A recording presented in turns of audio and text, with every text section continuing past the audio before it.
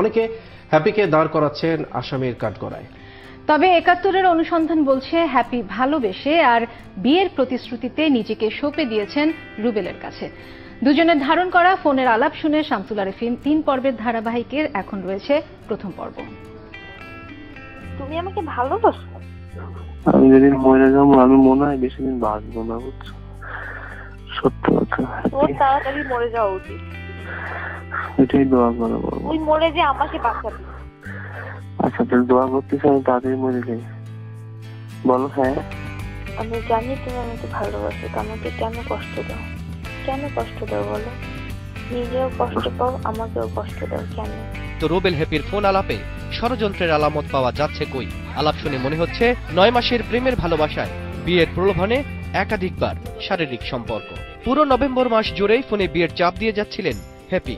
কখনো কৌশলে, কখনো রাগ দেখিয়ে এড়িয়ে গেছেন রুবেল হোসেন। বিয়ের জন্য নিজের ফ্ল্যাট রুবেলের নামে লিখে দিতে চেয়েছিলেন হ্যাপি। আচ্ছা রুবেল, বলো। আমাদের বাসাটা তো ছোট না? আমাদের বাসাটা তো ছোট না? তোমার বাসার চেয়ে তো ছোট।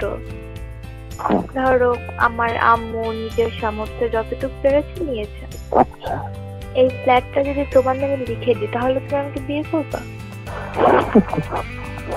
কেন? আচ্ছা, তোমার কি আগে একবার বিয়ে হয়েছিল নাকি? কি শুনলাম। কি বললা? শুনছি একদম বলছে। আমার একটাই, আমার তো ১০০টা বিয়ে হয়েছিল, এটা বলে নাই যে বলছে? না, একজনে বলছে তখন নাকি আগে একবার বিয়ে হয়েছিল। একবার কেন, আমার তো ১০০ বার বিয়ে হয়েছিল। সে বলেনি, সেটা তো আমরা জানিই না। পুরোটা জেনে কথা বলতে বলো না। নানা সময় হ্যাপিকে বাসায় ডেকে নিয়েছেন রুবেল হোসেন। জাতীয় দলের অনুশীলন পোশাক পরিয়েও ছবি তুলেছেন হ্যাপির। শামসুল আরেফিন, ৭১।